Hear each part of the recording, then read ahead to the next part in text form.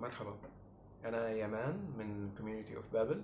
وبهذا الفيديو راح أحكي شوي عن الأكل بسوريا. طبعا سوريا مثل أي بلد تاني، فالأكل يعتبر شيء أساسي من ثقافة البلد. وحتى الأكل السوري أو المطبخ السوري بالنسبة للعالم كله يعتبر من أهم المطابخ، والأكل بيكون محبب يعني لأغلب الناس. خلينا نبلش بالحكي عن أهم الوجبات يمكن بالنسبة للسوريين. وجبة الفطور. الفطور كتير مهم بالنسبة للسوريين، وفي كم ملاحظة يعني عنه. الفطور نادرا لما نلاقي لحمة على الفطور، فالفطور بيكون فيه أكلات تقليدية، بس يعني غالبا ما بيكون موجود فيه لحمة.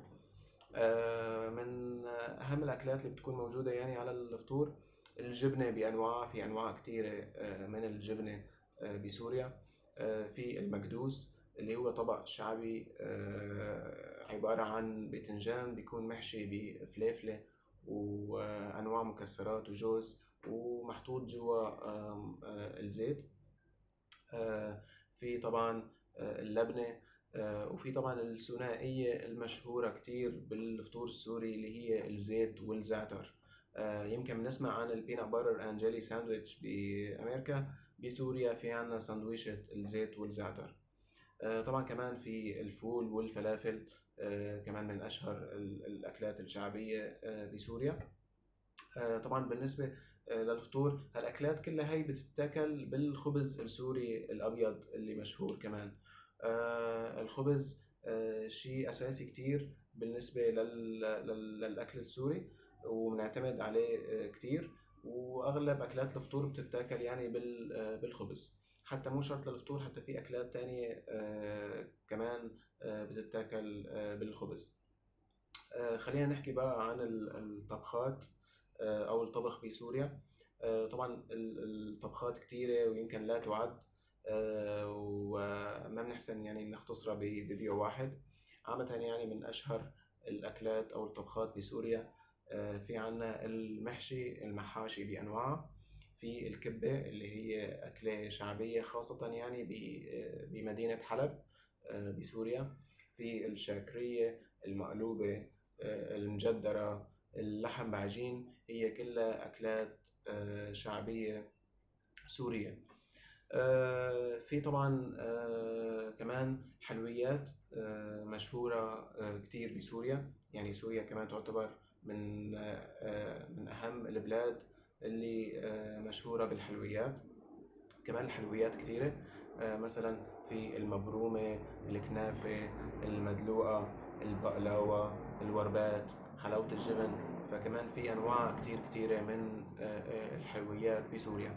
طبعا ما ننسى الحلويات العيد اللي هي بتنعمل بس وقت العيد، مثل المعمول وكعك العيد، فيها كمان شيء أساسي أيام العيد.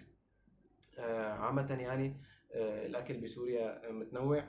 ويمكن انتم مستغربين لهلا ليش ما حكيت عن الشاورما السورية.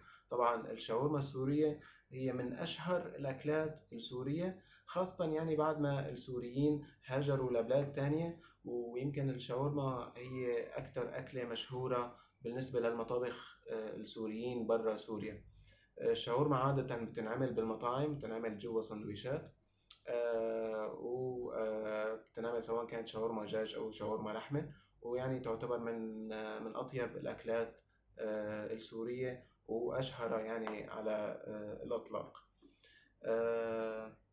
هاي كانت يعني بشكل مختصر طبيعة الأكل بسوريا. وطبعا ما ننسى إنه الأكلات بشكل خاص خلال الأعياد وخلال شهر رمضان بيكون لها أهمية أكبر نتيجة هالأعياد، وبشهر رمضان نتيجة إنه الناس بتكون صايمة طول اليوم، وبالأخير يعني بتجتمع على سفرة واحدة وبتاكل كل العائلة مع بعضها.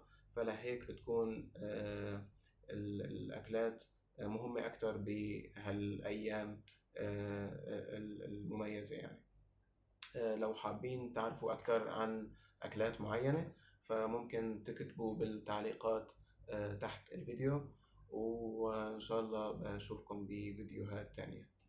مع السلامة.